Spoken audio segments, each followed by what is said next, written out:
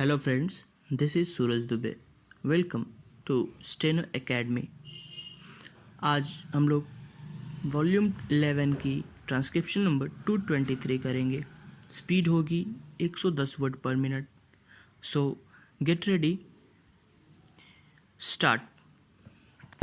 Now, I have described in another place at great length the way promotions are made, and one of my colleagues on this side yesterday appeared either to have read the statement or in another way has placed before the House, not on behalf of the government, much of the material that I would have dealt with.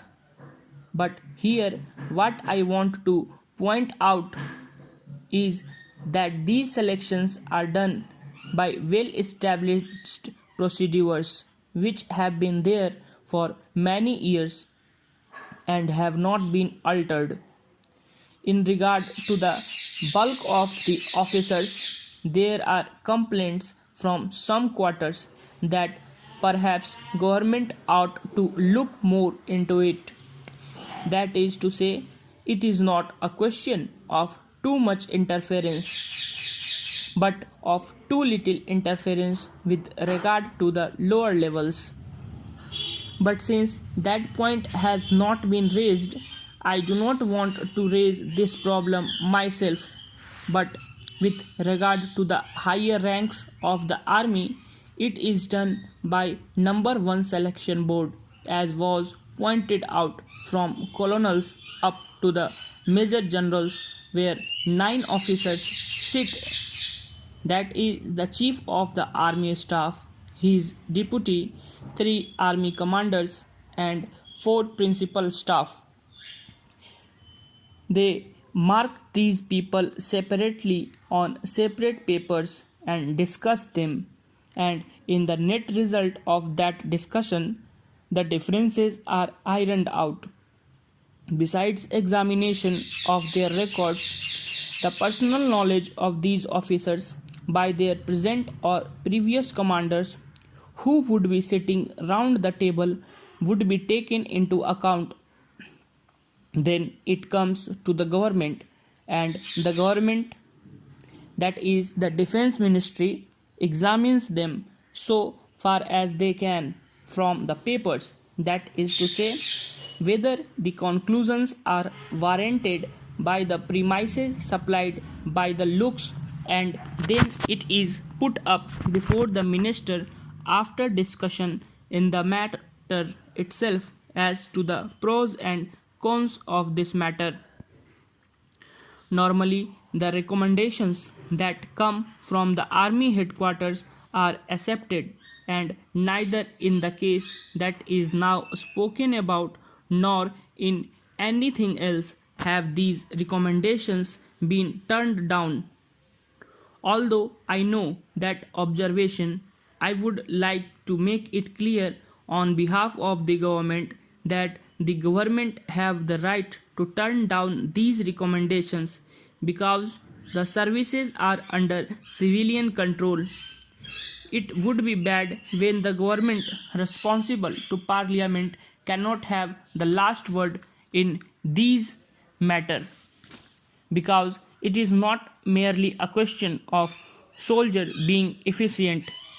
There may be other matters to be taken into consideration.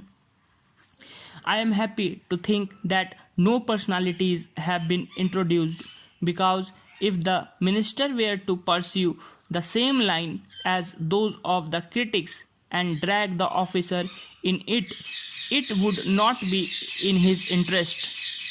When we go round to the question of seniorities and supersessions, I would like to say that so far as the lower levels are concerned, that is to say, up to the rank of lieutenant colonel, the proportions of selections have remained much the same. There is a variation of 2 or 3% each year over the last 5 or 6 years, but it is more or less a mechanical process. when we come to the selection of lieutenant generals in the army, it is done not by the selection boards.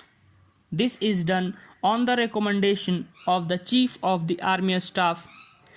The Prime Minister offered in the other house on a previous occasion for them to come and see the papers, rather unusual, but he as the head of the government is free to do so.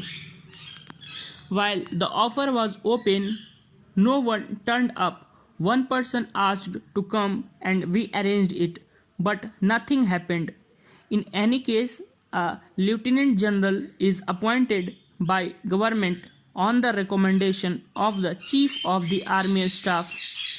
The same process goes through because while there is no selection board, the Chief of the Army Staff by convention consults the army commanders, which is a sort of a selection board of a smaller type.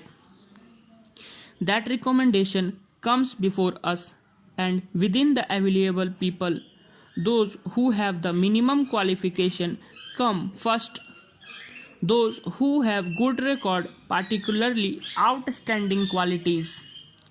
I would like again to say that we are playing upon words. There is no supersession. They are selection appointments. If you take the British Army today, the Chief of the Imperial General Staff is a person who has been superseded twice before, but he comes up again. In my experience, there has been no appointment to these offices which has not been recommended in this way, and it is the good fortune of the government that they have been able to accept it. There has been some disturbance with regard to the recent appointment of army commanders.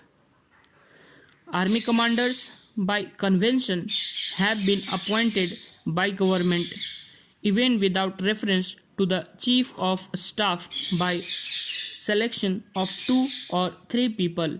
But in this case, discussions and consultations have taken place, and I am quite free to say that there is nothing in this appointment which merits criticism.